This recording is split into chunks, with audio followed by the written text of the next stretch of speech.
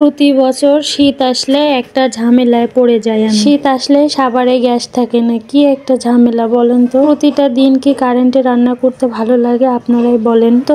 Hello everyone, আসসালামু আলাইকুম। কেমন আছেন সবাই? আশা করছি ভালো। প্রতিদিনের মতো একটা ডেইলি ব্লগ নিয়ে আপনাদের সাথে হাজির হয়ে গেলাম। আমি ঢাকা সাভার থেকে, আপনারা কোথা থেকে অবশ্যই জানাবেন। আর ভিডিওটা যদি আপনাদের ভালো লাগে অবশ্যই ভালোবাসা দিয়ে পাশে থাকবেন ইনশাল্লাহ। আজকেও একই অবস্থা, দুপুরে রান্না করতে এসেছি, এসেই দেখেই গ্যাস নাই। কিন্তু কি আর করে, রান্না তো করতেই হবে, খাইতে তো হবে, তাই না? এই জন্য কারেন্টে এখানে মাছ ভাজতে দিয়েছি, আর ওদিকে সবজিগুলা কেটে আমি ধুয়ে পরিষ্কার করে নিলাম। কারেন্টে রান্না করতে আমার একটু বিরক্তই লাগে, আপনাদের কেমন লাগে একটু জানাবেন। এই তো মাছগুলো এক পাশ হয়ে গেছে, আমি একটু উল্টানোর চেষ্টা করতেছিলাম, বাট উঠতেছিল না, কিন্তু কেন যে আমি জানি না। বাইরে আপনাদের উদ্দেশ্যে একটা কথা বলি, একটা ভিডিও মেক করতে অনেক কষ্ট লাগে, আর আপনারা কি করেন, ভিডিওটা না দেখে একটা কমেন্ট করে দৌড় দেন, কিন্তু এরকম ঠিক না। আর এই তো এখন মাছগুলো ওঠাই নিয়ে এখানে পেঁয়াজ দিয়ে দিলাম, সাথে একটু তেল দিয়ে দিলাম, আর পেঁয়াজগুলা কিন্তু একদম নতুন। ধরতে গেলে আজকে আমি যে সবজিগুলা দিয়ে মাছ রান্না করব সবগুলাই শীতের বছরের নতুন সবজি, তবে তরকারিটা কিন্তু অনেক মজা হয়েছে। এখানে আমি মরিচ বাটার সাথে আদা রসুন জিরাটাও বেটে নিয়েছি। শীতের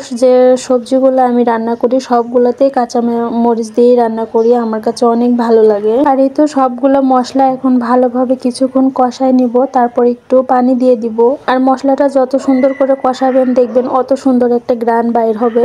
আর এখানে আমি একটু হলুদ মরিচের গুঁড়া দিয়ে দিব, পরিমাণ মতো একটু লবণও দিয়ে আবার কিছুক্ষণ মশলাটা কষায় নিব। শীতের দিনে তরকারি খেয়ে অনেক মজা লাগে, বাট রান্না করতে ভালো লাগে না। এত শীতের মধ্যে কি আর রান্না করতে ইচ্ছা করে, আপনারাই বলেন। যাই হোক ভাই, এত সুন্দর করে আপনাদের মতো রান্না করতে পারি না, তবে যেটুকু রান্না করতে পারি এতটুকুতেই আলহামদুলিল্লাহ। এই তো এখন আমি সবজিগুলা দিয়ে দিব। এখানে ফুলকপি ছিল, নতুন আলু ছিল, আর নতুন টমেটো ছিল। কেন জানি শীতের দিনে সব তরকারিতে আমার টমেটো দিতে অনেক ভালো লাগে, আর খেতেও অনেক ভালো লাগে। তারপর কিছুক্ষণ সবজিগুলা ভালো করে একটু কষায় নিব। তবে এই রান্নাটা যদি মাটির চুলায় করা যেত কি যে স্বাদ লাগতো আপনারাই বলেন। কিন্তু শহরের বাড়িতে কোথায় পাবো মাটির চুলা, থাকে গ্যাসে রান্না করি, সেই গ্যাসও নাই। এই জন্য আজকে কারেন্টেই রান্না করলাম। শীতের দিনে আসলে সবজি খেতে অনেক ভালো লাগে, তাই না? আপনাদের কেমন লাগে বলেন তো। যাই হোক, আমি আবার এখানে কোনো রেসিপি শেয়ার করি নাই, আমি যেভাবে রান্না করি সেটাই আপনাদের সাথে শেয়ার করলাম। আর ফেসবুক পেজটাই হচ্ছে একটা পরিবারের সদস্যর মতো, আপনারা যাকে যত বেশি ভালোবাসা দিবেন তত বেশি ভালোবাসা পাবেন।